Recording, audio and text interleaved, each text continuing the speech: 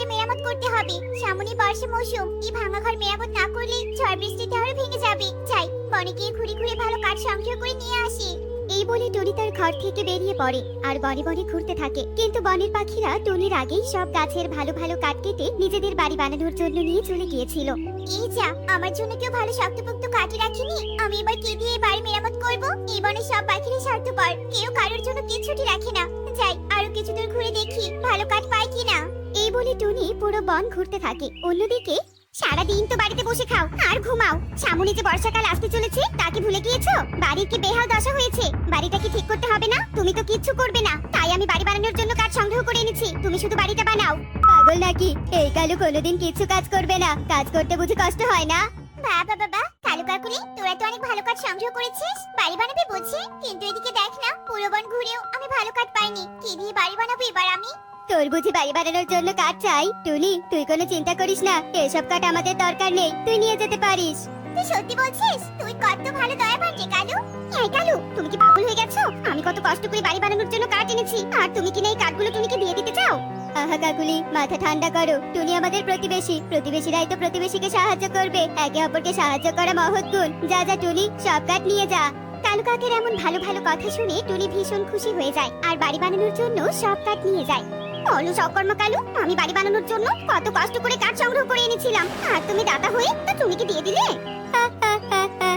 কাকুলি, আমি অলস অকর্মা হতে পারি, কিন্তু বুদ্ধিহীন নই। নিজের বাড়ি কিভাবে অন্যকে দিয়ে বানাতে হয় তা আমাকে দেখে শিখো। টুনি যেমনি আমাদের কাঠ দিয়ে ঘর বানানো শেষ করবে, অমনি সেই বাড়ি আমরা নিজেদের বলে দখল করব, বুঝেছো? বাহ, দারুণ বুদ্ধি করেছো তো কালু। তাহলে এবার টুনির বাড়ি বানানো পর্যন্ত অপেক্ষা করি।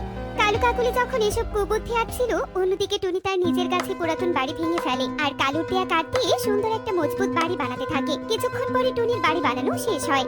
যাক, এবার বর্ষার ঝড়ে বাড়ি ভেঙে যাওয়ার ভয় আমার আর করতে হবে না। কি সুন্দর মজবুত বাড়ি বানিয়েছি। ইস, যদি কালু কাকুলিকে ডেকে দেখাতে পারতাম। আমাদের ডাকতে হবে না, আমরা এসে গেছি। বাহ বাহ টুনি, আমাদের বাড়িটা তো বেশ ভালো বানিয়েছিস। তোমাদের বাড়ি মানে কি বলছিস কালু? এটা তো আমার বাড়ি, আমি বানিয়েছি। এই বাড়ি বানানোর কাঠগুলো তো আমাদের। তুই যদি এই বাড়িটা আমাদের না দিয়ে দিস, তবে বনে তোর নামে নালিশ বসাবো যে তুই আমাদের কাঠ চুরি করে এনে নিজের বাড়ি বানিয়েছিস। বেঈমান তোরা, সাহায্য করার নামে তোরা আমার সাথে প্রতারণা করেছিস। আমি কষ্ট করে বাড়ি বানালাম আর তোরা এসে এই বাড়ির দাবি করছিস। বেঈমান না হলে এই পৃথিবীতে কিছু হাসিল করা যায় না। এখন এখান থেকে চলে যাবি নাকি ঘাড় ধাক্কা দিয়ে বের করে দিব? তোরা অনেক খারাপ, অনেক খারাপ। আমার সাথে করা অন্যায় শাস্তি একদিন পাবি তোরা। এই বলে টুনি তার কষ্ট করে বানানো বাড়ি ছেড়ে চলে যায় আর বনের মধ্যে উড়তে থাকে। উড়তে উড়তে একটা গাছের ডালের মধ্যে এসে বসে। এখন আমার থাকার কোথাও জায়গা নেই, কোথায় যাব? যদি হঠাৎ করে আবহাওয়া খারাপ হয়ে যায় তবে আমার কি হবে? হায় হায় রে। টুনি যখন গাছের ডালে বসে এসব কথা বলছিল, ঠিক তখনই সেই গাছের নিচ দিয়ে এক শিয়াল যেতে থাকে। শিয়াল টুনিকে হতাশ হতে দেখে বলে, কি গো টুনি পাখি, তোমার কি হয়েছে? এমন হতাশ হয়ে গাছের ডালে বসে আছো কেন? শুনবে আমার কষ্টের কাহিনী, শোনো তবে। এই বলে টুনি শিয়ালকে সব ঘটনা খুলে বলে। সব শুনে শিয়াল বলে, টুনি পাখি, তুমি কোনো চিন্তা করো না। এ বনের গভীরে একটা আঙুর বাড়ি আছে, সেই আঙুর বাড়িতে কেউ থাকে না। তুমি চাইলে সেই আঙুর বাড়িতে থাকতে পারো। আমি তোমাকে সেই আঙুর বাড়ির ঠিকানায় নিয়ে যাব। চলো শিয়াল, আমাকে আঙুর বাড়িতে নিয়ে চলো। আমি সেই আঙুর বাড়িতেই থাকবো। কোথাও যখন যাওয়ার ব্যবস্থা নেই, তখন যা কপালে জুটবে সেটাই বরণ করে নিব। আচ্ছা ঠিক আছে, আমার পিছু পিছু চলো তবে।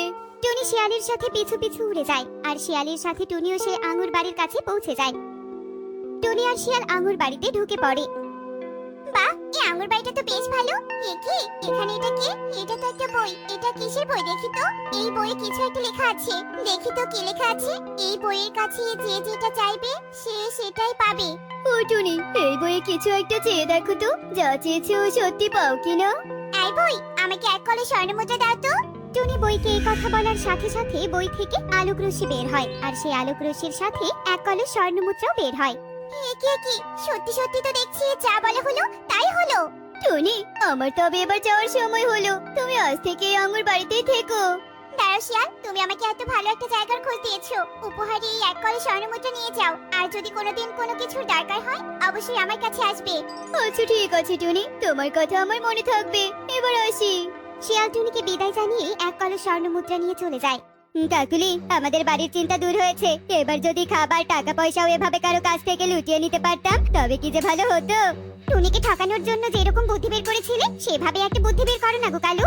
কাকুলি যখন কালুকে এসব কথা বলছিল ঠিক সেই সময় শিয়াল পিঠে করে সেদিক দিয়ে এক কলস স্বর্ণ মুদ্রা নিয়ে যেতে থাকে। আর তা দেখে কালু শিয়ালকে বলে ওঠে, কি রে শিয়াল, কোথায় গর্ত খুঁড়ে এক কলস স্বর্ণ মুদ্রা পেলি? বারে ওই ঠিকানাটা আমাকেও একটু দে।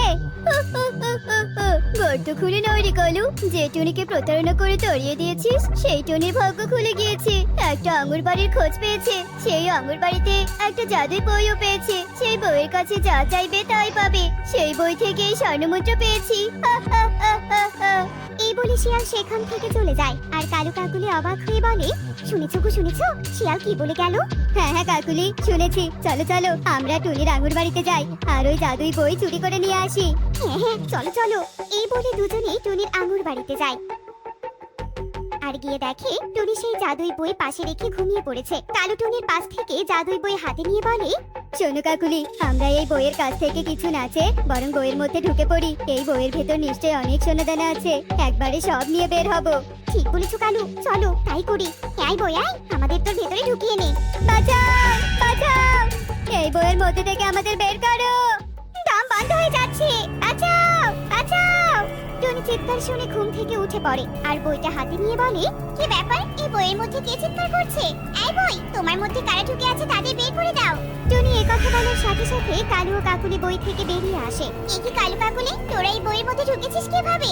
বাবারে, হাফ ছেড়ে বাঁচলাম। ওরে টুনি, শিয়ালের কথা শুনে লোভে পড়ে এই বইয়ের মধ্যে ঢুকেছি সোনাদানা নিব বলে, কিন্তু এই বইয়ে ঢুকে দম বন্ধ হয়ে গিয়েছিল। আবার বেঁচে গেলাম রে। ঠিক হয়েছে, বারবার অন্যের কষ্টে পাওয়া জিনিসের উপর লোভ দিলে এমনই হয়। তোরা দুজন লোভী, আরো লোভ করবি বল? না না, আর লোভ করবো না। একবার লোভ করে দম আটকে গিয়েছিল। কাকুলি চলো চলো, আর কারো জিনিসে নজর দিব না। বাবারে বাবা, উচিত শিক্ষা হয়ে গেছে। এই বলে কালু কাকুলি আঙুর বাড়ি থেকে পালিয়ে যায়। আর টুনিও তার আঙুর বাড়ি আর জাদুই বই নিয়ে ভালোভাবে সুখে শান্তিতে দিন কাটাতে থাকে। এমনই সব মজার মজার শিক্ষণীয় টুনি পাখির গল্প দেখতে আমাদের পাশেই থেকো।